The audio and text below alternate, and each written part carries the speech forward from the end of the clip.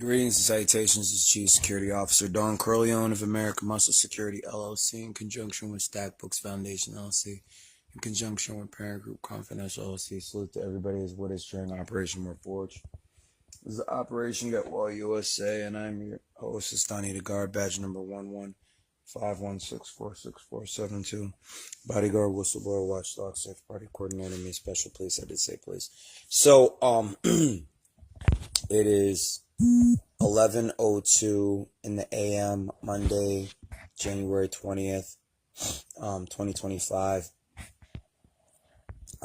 As we celebrate, I'm led to believe Martin Luther King Jr.'s birthday, and also the inauguration of the president. I'm led to believe today. I'm not sure. So I'm here in 700 East Carson Street, at my storage unit, which is right up there. So I just opened this. I just got here like about 5 minutes ago, maybe. So we have, first off, let's check out what potentially could be a liability if we're in the wrong hands. Okay, this here is a trusty 6-inch blade.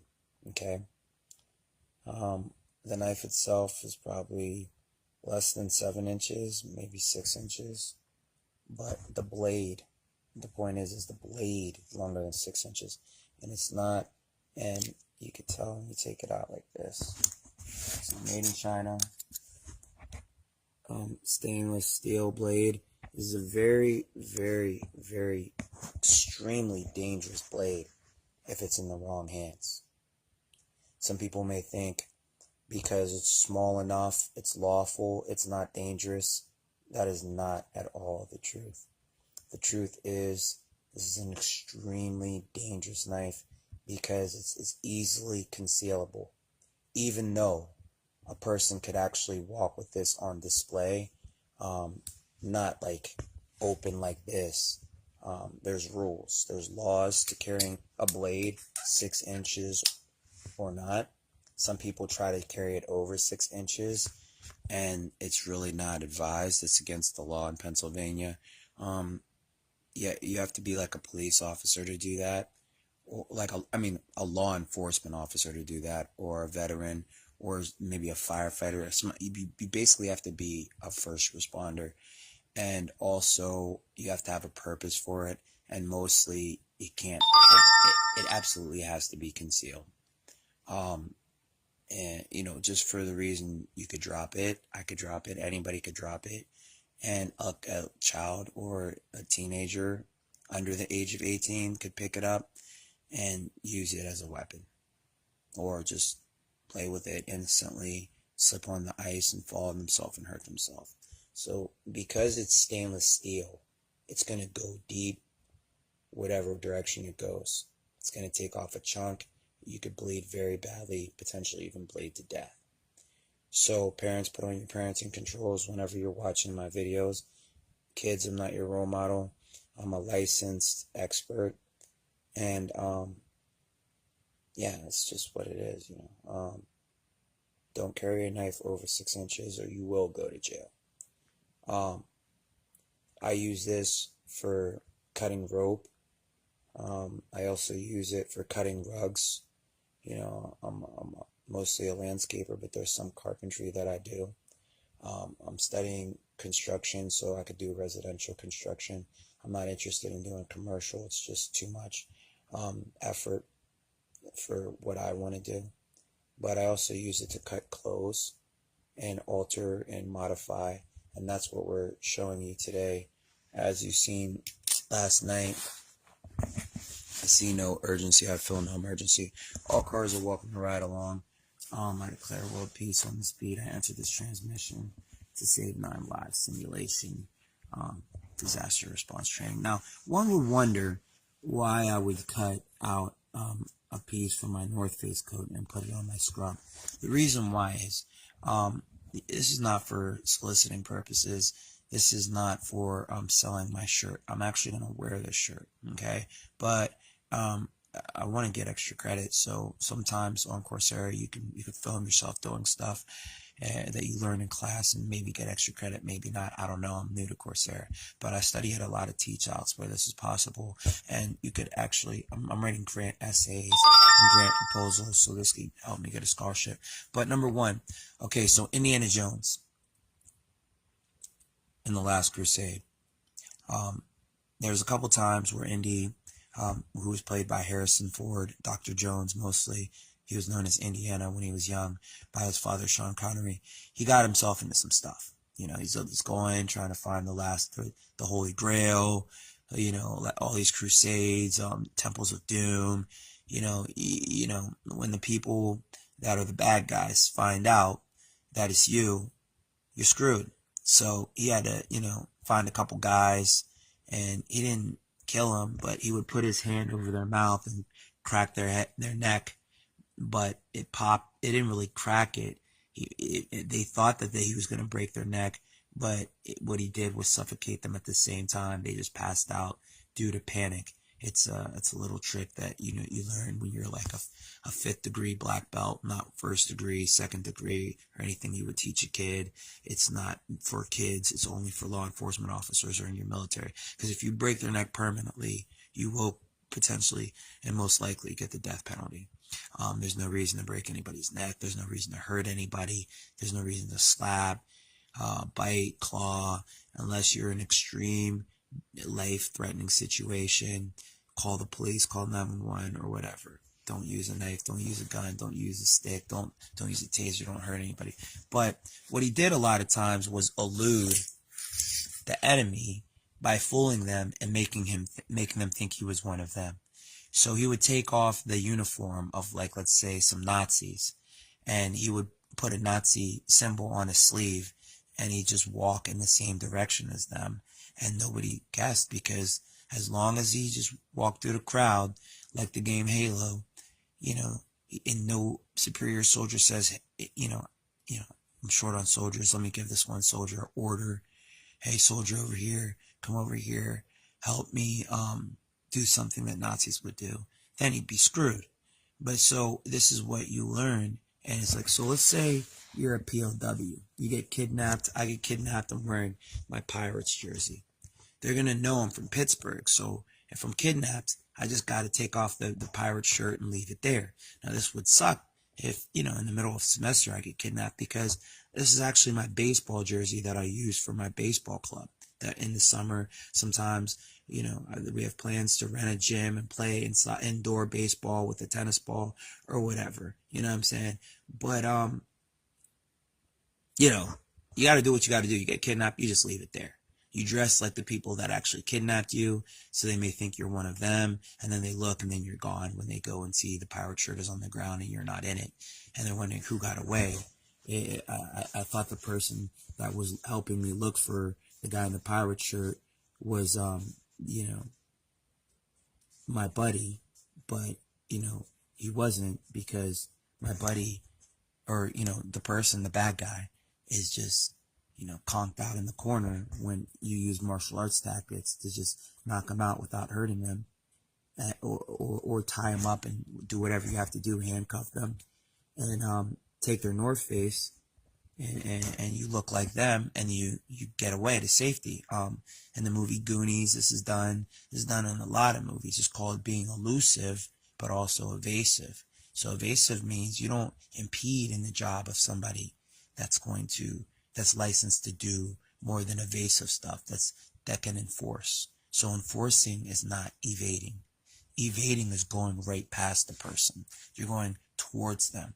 Eluding them is getting away, but getting away like a wise guy. Okay? Like a wise man, not a wise guy. So that's what we're doing here. And so I took, you know, there was a little bit of, like you see right here from my coat, you know, hanging off. You don't want to do that because it gets stuck and then it tears off. So we're trying to be efficient, because you want to do this, like, you're going to have to do it. Like, I don't know if you go in boot camp or police academy, firefighter academy. I don't know what your plans are in doing. Even in martial arts class, you're like, well, you're not even interested. You don't know my life. You don't know what I'm interested in. So don't judge. Just think like a cop. Because, you know, when you learn martial arts, every dojo is not the same. Of course, you're not going to teach little kids this, but, you know, some people, you know, teach their own kids, you know, stuff that, you know, they can assume the liability because that's their parents. Parents often teach their kids martial arts and what to do when you're kidnapped. So, you know, if your dad is something like Sean Connery, which my father was, he might teach you something like this. He's not going to teach somebody else's kids because you're not Indiana Jones, but everybody has a different father. Some people have fathers like James Bond. Some people do not. Some people have fathers like MacGyver, and a father like MacGyver is going to teach you stuff like this. So you could very well learn this in a martial arts gym. When you go to martial arts schools, academies, you know, it's one thing when it's, you know, just one down the street in Pittsburgh. But if you go to a Shaolin temple in China, they're not going to teach you what you learn in Pittsburgh. They're going to teach you the most elite training, and it's going to be martial arts with the brain and not just martial arts by, you know, confrontation, hand-to-hand combat. So this is the concept and the theory of being elusive and evasive, not for the purpose of impersonation, illegal solicitation, illegal profit, unlawful profit. It's to evade enemies or, you know, save something. Let's say it's wintertime, you know, and your coat is ruined because you're drowning. You know, you just got to do what you got to do. You know what I mean? In the Navy, they teach you this. You're in the water, your coat drowns. It gets filled up with water. You take off the label and you put the tag back on it, and you get the same coat and whatever. I don't know what you do it for, but I'm just saying, this is not for profit. This is actually for disaster response, such as being kidnapped situations. So teaching you how to think on your toes. So number one, always ground yourself. Notice how when I'm using the knife, I'm always on my knees, one knee, two knees. Sometimes I'll just put one knee out like that. So, you know, you're going to fall away from the knife, and you're going to always use it to make sure that you never fall. But if you fall away. And just in case you do, you know, I hate to tell you, but, you know, you kick it away, or you do whatever you got to do to just make sure that your upper body from your head to your waist, from your shoulder blade to your fingers, go completely in the opposite direction. You know what I'm saying? So if I ever fall, the bottom of my feet will be facing the knife if I have shoes on, and the upper body. Because if you get cut up here, you're done. If you get cut below, you can actually stitch yourself back together. But if you get cut with your hands or in your arm, you can't stitch yourself together if you're bleeding to death up here. You know, nobody stitches with their toes. We stitch with our hands. All right, so let's continue. And I'm going to show you something real quick before we pause the session.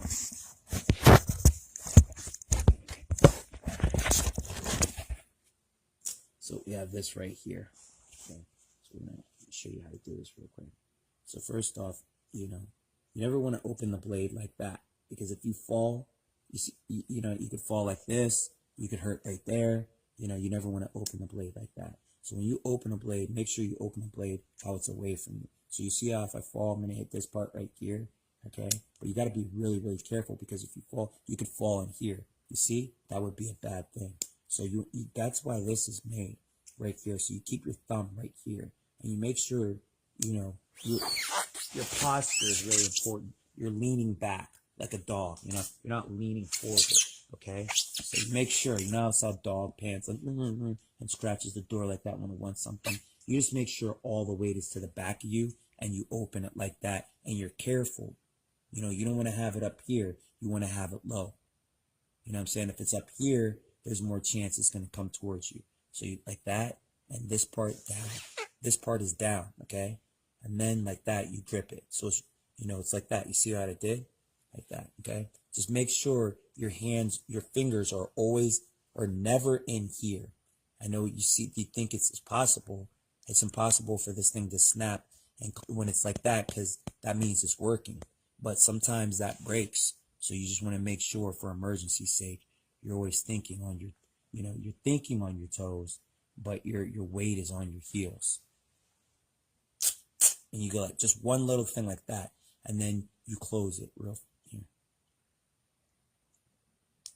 Okay, you close it. You don't keep it open the whole time, and you just tear it like that. You keep it open the whole time, there's more liability for, there's more room for error. You don't want that. I actually, when I'm using knives, you know, I like to like really be on both knees, or if possible, like if I'm not cutting a rug, I like to just, you know, lay down my whole body, like my whole body laying down, like I'm laying on my stomach right now, because that prevents me from falling. You know what I mean? So it just depends the atmosphere where you're at. If you're in somebody's house, you know, you discuss these things before you cut their rug. You know what I mean? You discuss, you know what I mean? Some people may not feel comfortable you laying on their ground. They might think it's awkward or weird. You know, you ask first and then you do.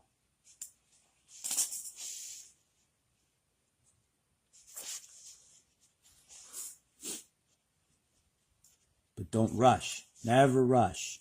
You know, out of the blue, you could get a cramp, and you could jump up and cut yourself just because, you know, maybe you didn't stretch that morning, or maybe you ate something that got a cramp in your stomach and not in your leg. You know, maybe you shiver, maybe a spider falls on you, maybe a dog comes and licks your toe. I don't know what it is, but you could jump out of the blue. You know, you could see you know, something on TV and take your eyes off of what you're doing. If a TV's on in the same room, anything could startle you. You know, a kid could run, you know, into the room and jump, you know, and not see the knife and towards you. So you just want to make sure that you never rush. Everything is procedure.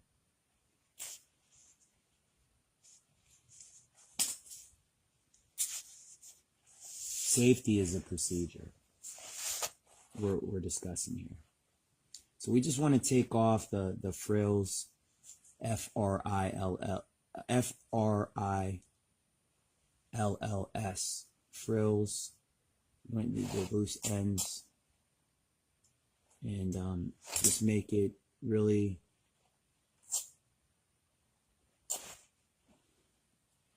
impossible, or as we can, to for it to get caught on something, so we can continue to sew it. We what we did was I sewed, but you were imagining yourself doing what I was doing if you were watching.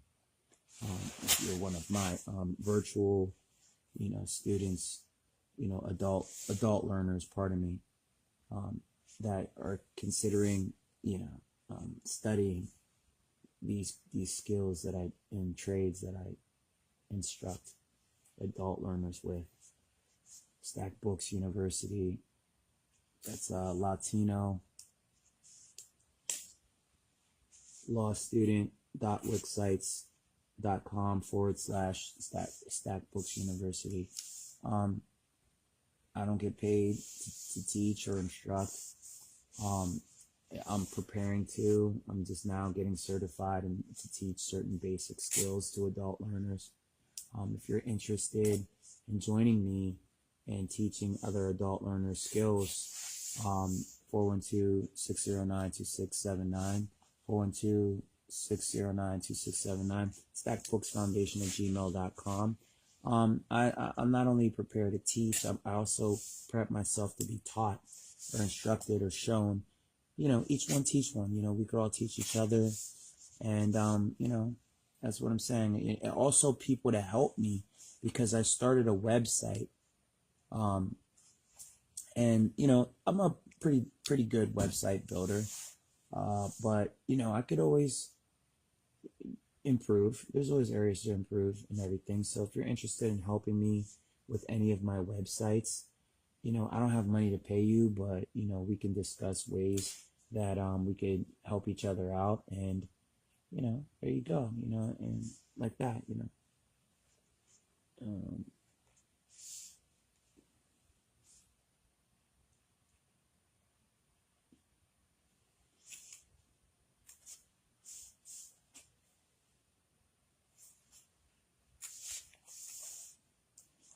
So this is what you have right here. I took off the as much as I could from the sides and the top and the bottom. Next I'm going to get that, but for now we're going to pause and say shalom.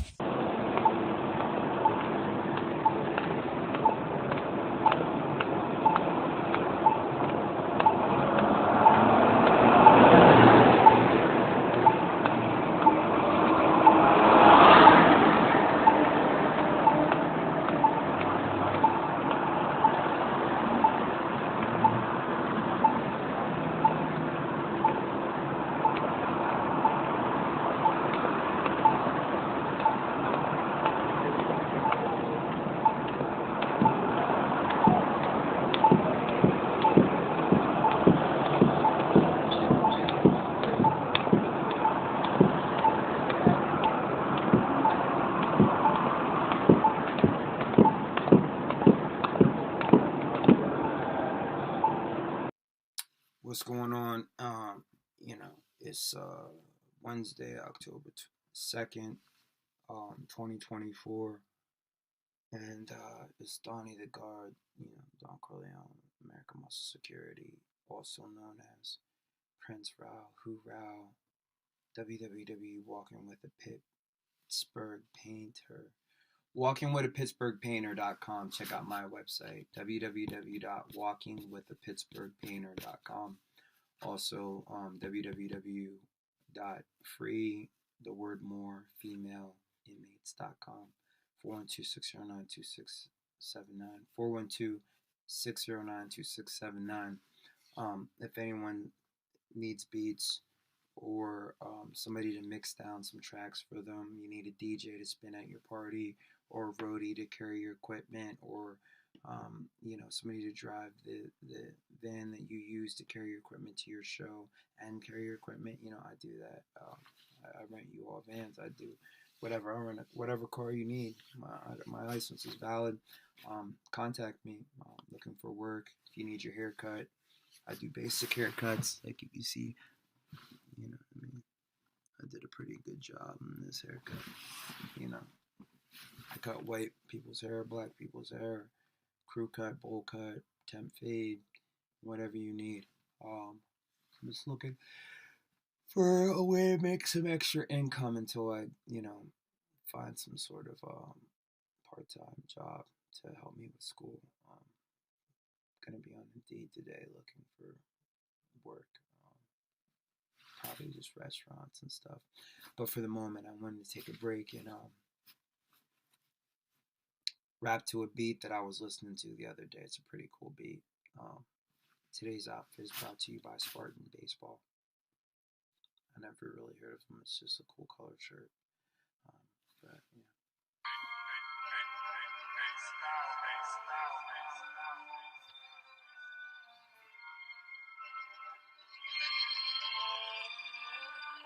We're on Band Lab this morning.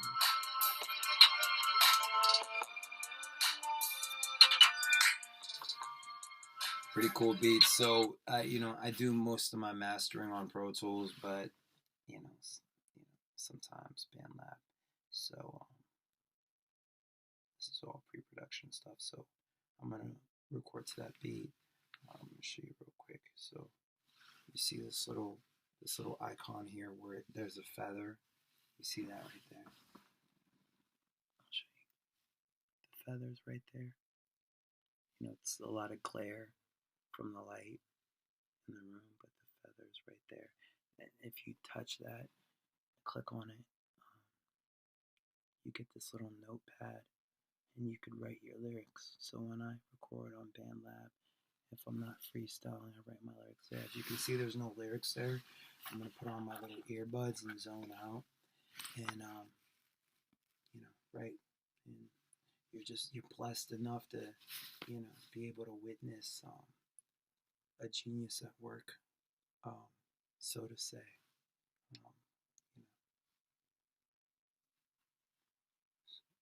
Alright, there we go. So let's get this project underway. A lot of people, I want to see the writing process.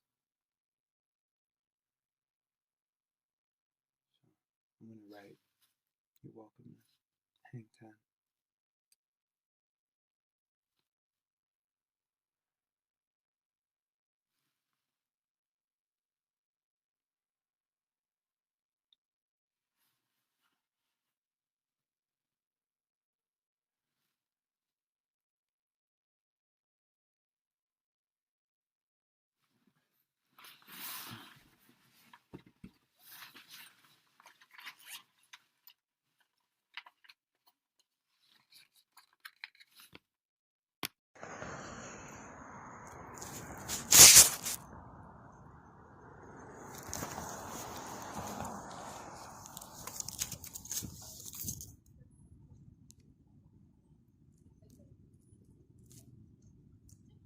We out here promoting DJ Lazy K.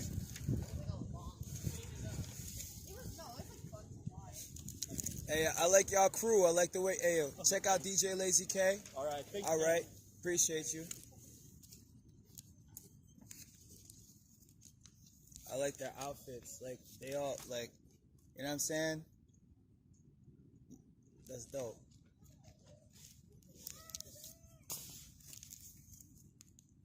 Never stand in, never blend. Stand out amongst the rest, yeah.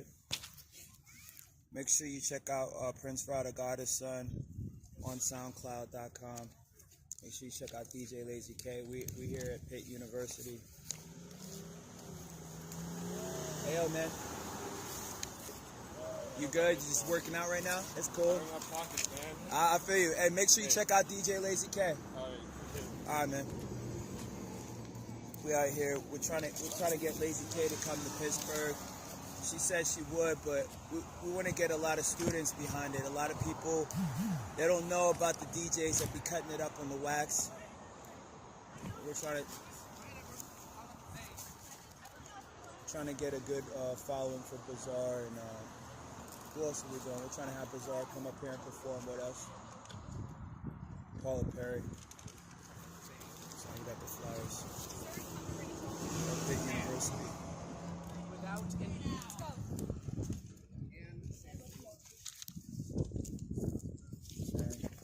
Make sure you go on Apple Music.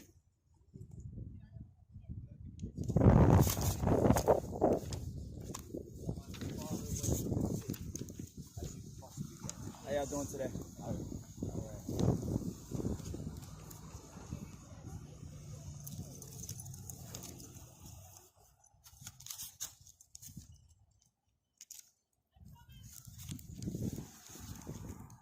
I love this picture with Eminem and Bazaar, man. It's a great picture. At least I know I'm not the only one that wears wigs. You know what I'm saying? It's great to have a sense of humor. He's like the illest rapper with a sense of humor, and he's still respected in the street. Nominate my co-content creators at Recording Academy on IG.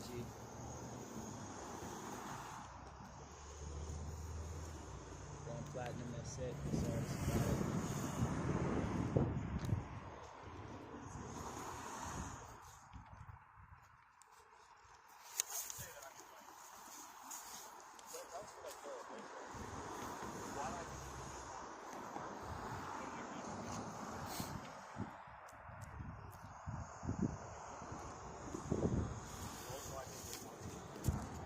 You like Eminem? You got a new I'm good, thanks. You good? All right, make sure you check out Bazaar. All right, you're welcome.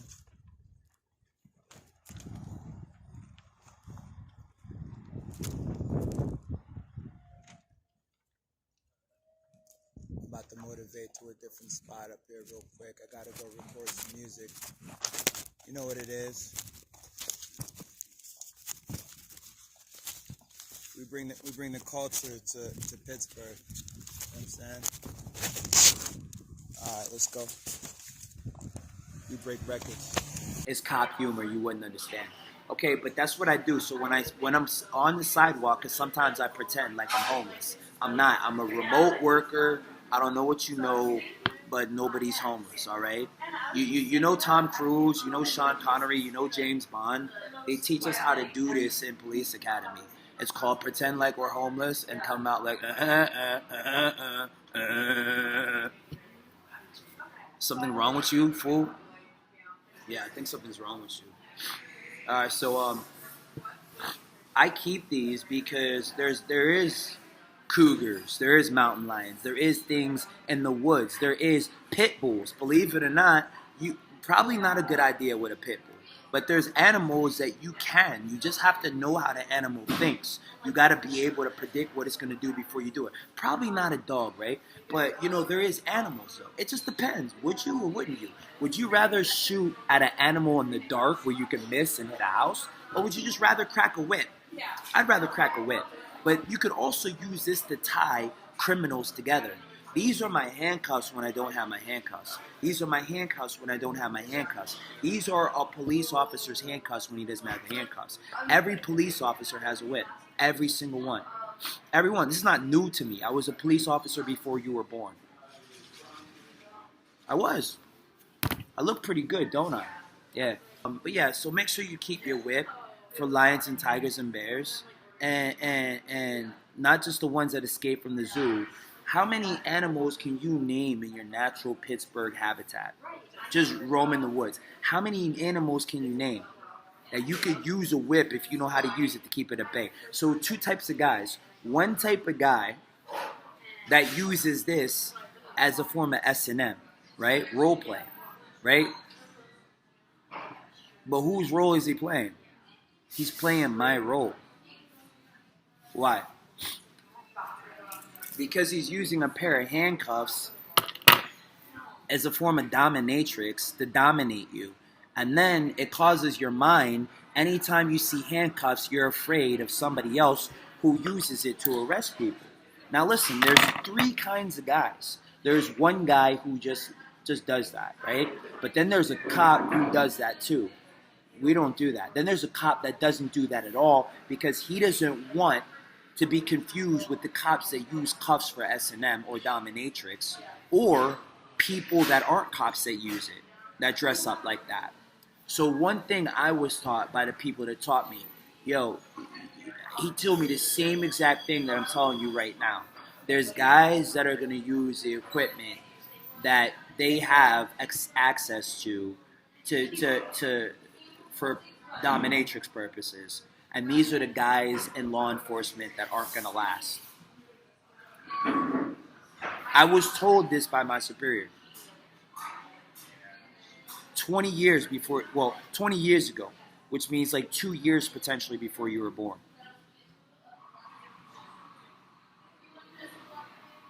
I'm 44 years old.